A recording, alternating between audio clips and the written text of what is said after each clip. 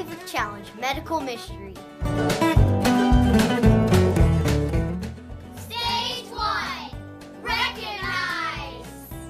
We read the rules and carefully reviewed the scorecard to see what we needed to accomplish.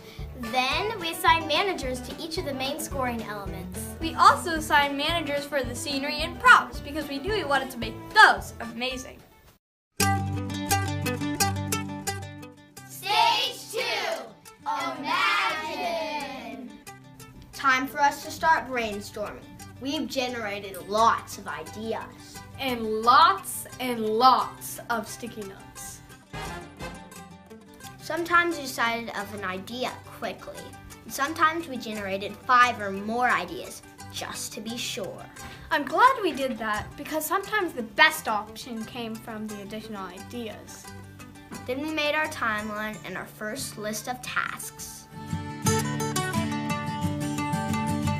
Stage 3, initiate and collaborate. For our medical mystery, we wanted to find out what would happen to kids if they're on screens for too long. Wait, what? Oh, goodness.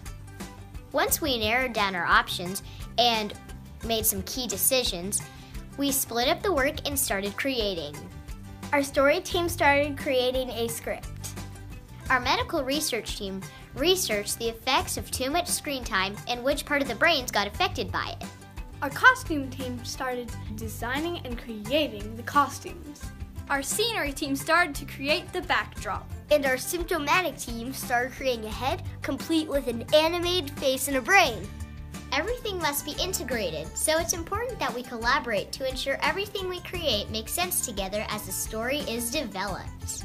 Our costumes must work with the characters being created in the script.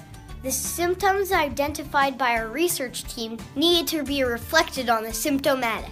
And our scenery team had to understand how to reinforce the script and highlight how to use double vision, another key requirement in medical mystery.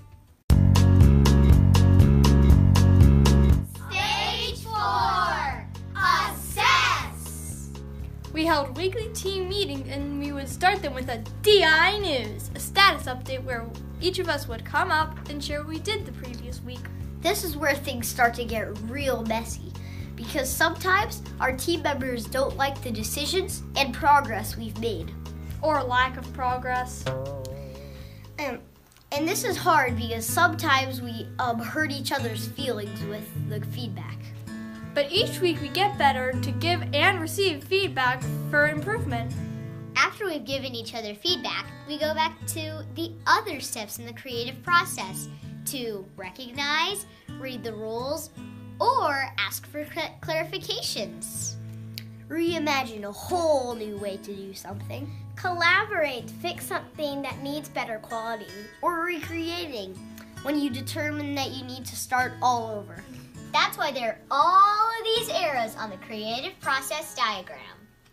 For example, we made our first model brain out of materials including expanding chemical foam, tin foil, and salt dough.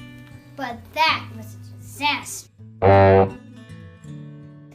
5 versions later, we finished our brain using glued foam, plastic wrap colored with markers to designate the different areas of the brain. Now it actually looks like a brain. Sometimes it takes a lot of trial and error to make the right combination that makes us happy with what we have in the end. Stage 5, evaluate and celebrate.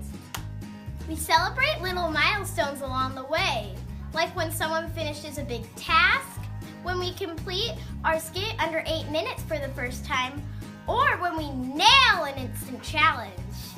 We celebrate by playing, Dancing, or a team building activity. Ultimately, we get evaluated at our tournament. or our tournaments. Hopefully.